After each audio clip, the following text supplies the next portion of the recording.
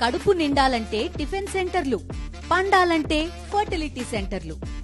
పూర్తి వివరాలకు చదవండి రేపటి సాక్షి దినపత్రిక. ఇవాళ రాష్ట్ర వ్యాప్తంగా పలు అంశాలు,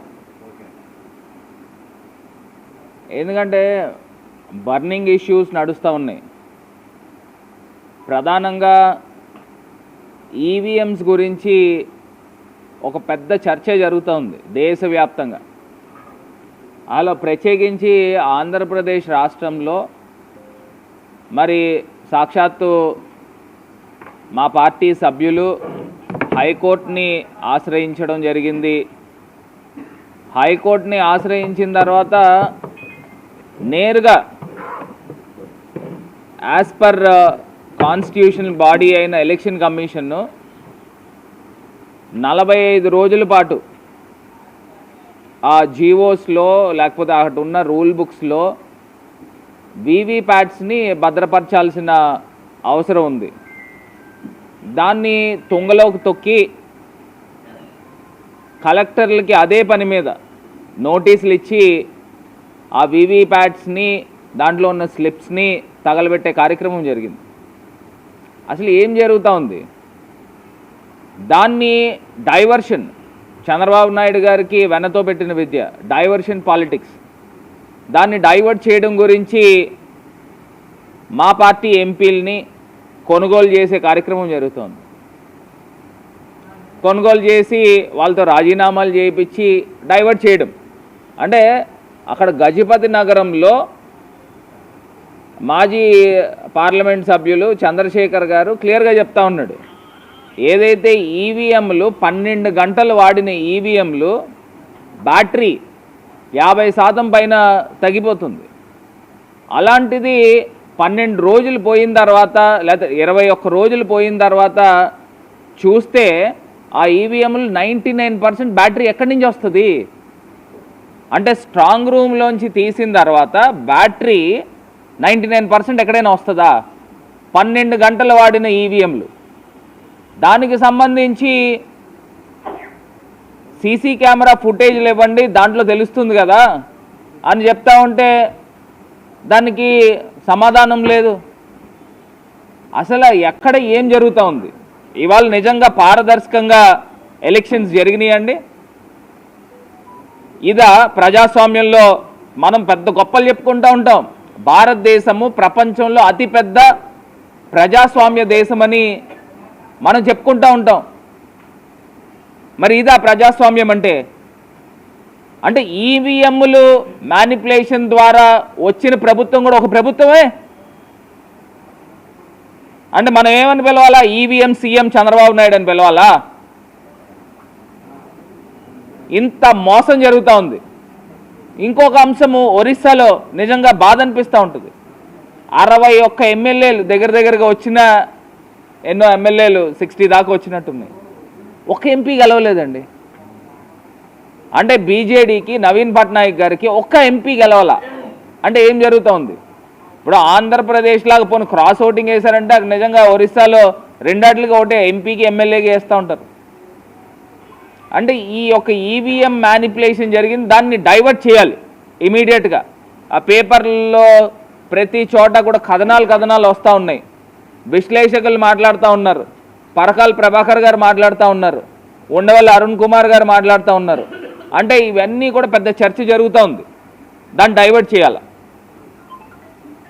అంటే దగ్గరగా ఒక నేషనల్ డెమోక్రటిక్ పార్టీ అనే ఒక పార్టీ, దానికి సంబంధించి మహారాష్ట్రకు సంబంధించి వాళ్ళు క్లియర్గా నివేదిక ఇచ్చారు, 11 నుంచి 12% అదనంగా ఓట్లు నమోదైనవి అని పోలింగ్ కన్నా కౌంటింగ్స్లో. మరి ఇవన్నిటిపైన నిగ్గు తేల్చాల్సిన అవసరం ప్రభుత్వానికి లేదా? అవంతా కూడా ఒక చర్చ బయటికి రావడంతో ఇమ్మీడియట్గా డైవర్షన్, 2 ఎంపీలతో పార్టీలో చేర్చుకుని 3 ఎమ్మెల్సీలని పార్టీలో చేర్చుకుని దాన్ని డైవర్ట్ చేసే కార్యక్రమం. ప్రజలు ఎవరు అమాయకులు కాదు, మా బౌటోళ్ళు అందరూ ఉంటాం, గుర్తు చేస్తూ ఉంటాం. చంద్రబాబు నాయుడు గారు డైవర్షన్ నెంబర్ 1. రెండో అంశము, గుడ్లవల్లేరులో ఒక ఇంజనీరింగ్ కాలేజ్లో అమ్మాయిలు స్పై కెమెరాలు పెట్టి వీడియోస్ తీస్తున్నారు అని మొత్తం అందరూ కూడా హాస్టల్ పిల్లలు అందరూ కూడా బయటకు వచ్చి గొంతెత్తి మాట్లాడుతూ డైరెక్ట్గా పట్టుకున్నారు ఆ కెమెరాని. ఇది గత 2 సంవత్సరాలు గతం నుంచి కూడా ఇది జరుగుతూ ఉందంట.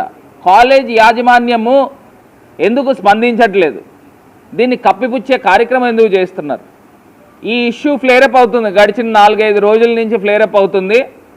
దాన్ని డైవర్షన్ ఇమీడియట్గా చంద్రబాబు నాయుడు గారు ఇంకో పథకం ఇంకోటి పన్నాగు ఏం చేశాడంటే, ఇంత పెద్ద ఇష్యూ ఇక్కడ జరుగుతూ ఉంటే అక్కడెక్కడి నుంచో బొంబాయి నుంచి ఒక పేటీఎం ఒక ఆర్టిస్ట్ని తీసుకుని వచ్చి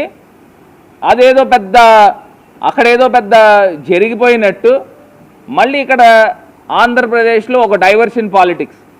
అంటే ఈ ఇష్యూని కప్పిపుచ్చే కార్యక్రమంతో మన పిల్లల్ని వదిలేసి 300 మంది పిల్లలు వాళ్ళకి సంబంధించిన వీడియోలు తీశారని వాళ్ళు ఆరోపణలు చేస్తూ ఉంటే ఈ గొడవ మానేసి చంద్రబాబు నాయుడు గారు ఆ కదంబరి అనే అమ్మాయి గురించి మాట్లాడుతూ ఉన్నాడు. అసలు ఏం జరుగుతూ ఉంది ఆంధ్రప్రదేశ్ రాష్ట్రంలో? డైరెక్ట్గా వాళ్ళు బాత్రూముల్లో స్నానాలు చేసే వీడియోలు బయటకు వచ్చాయి అని చెప్పి వాళ్ళు ఆరోపణలు చేస్తూ ఉంటే పిల్లలు దాని గురించి మాట్లాడకుండా ఎవరో బొంబాయి నటి ఇలాంటి వాళ్ళు చాలామంది ఉంటారు. ఈ బ్లాక్మెయిల్ ధోరణులు బాంబేలో కుప్పల తెప్పల కింద ఉంటారు. అదేదో పెద్ద ఇష్యూలా తీసుకుని వచ్చి ఇక్కడ మీడియాని డైవర్ట్ చేసే కార్యక్రమం చేస్తూ ఉన్నారు. ఎవరికి తెలియదండి ఇవన్నీను. మేము ఎప్పటి నుంచి చూస్తూ ఉన్నాను, నా చిన్నప్పటి నుంచి చూస్తున్నాను చంద్రబాబు నాయుడు గారిని డైవర్షన్ చేయడంలో, మీడియాని డైవర్ట్ చేయడంలో ఈయనకి వెన్నతో పెట్టిన విద్య సిద్ధహస్తుడు. ఈ ఇష్యూస్తో పాటు ఈయన ఏదో గొప్పగా అన్నా క్యాంటీన్లు అని చెప్పుకుంటా ఉన్నాడు. మొన్న తణుకులో చూశారు, ఆ ప్లేట్లు దేంతో కడుగుతూ ఉన్నారు, కాలువ నీళ్ళతో ప్లేట్లు కడుగుతున్నారు. సరే అది పక్కన పెడితే న్యూస్ బీడ్ IIITకి సంబంధించి మధ్యాహ్నం భోజనానికి సంబంధించి స్కూల్స్లో, గవర్నమెంట్ స్కూల్స్లో అసలు ఏ రకమైన భోజనాలు పెడతా ఉన్నారు? మొత్తం విద్యా వ్యవస్థను అంతా కూడా నిర్వీర్యం చేసేసి మళ్ళీ ఆయన ప్రపంచ తెలుగు దాని గురించి, తెలుగు డే గురించి మాట్లాడుతూ ఉన్నాడు. మొత్తం విద్యా వ్యవస్థను భ్రష్టు పట్టించింది చంద్రబాబు నాయుడు గారు. ఇవాళ పిల్లల్ని చూస్తూ ఉంటే నిజంగా బాధ అనిపిస్తూ ఉంది. వాళ్ళు విష జ్వరాలు వచ్చి మేము తినలేం బాబు అని చెప్పేసి వాళ్ళు చెప్తా ఉంటే, ఇక ఇలా మేము తినలేం బాబు అని చెప్పి వాళ్ళు నేరుగా పాడేస్తూ ఉన్నారు భోజనాలు. పోనీ అది మా సాక్షి పేపర్ అనుకోండి, ఇది ప్రజాశక్తి పేపర్లో 75 మంది విద్యార్థులకి అస్వస్థత, కలుషిత ఆహారమే కారణం. అంటే రాష్ట్ర వ్యాప్తంగా వెలుగులోకి వచ్చినాయి ఇవి, వెలుగులోకి రానివి ఎన్ని ఉంటా ఉన్నాయో.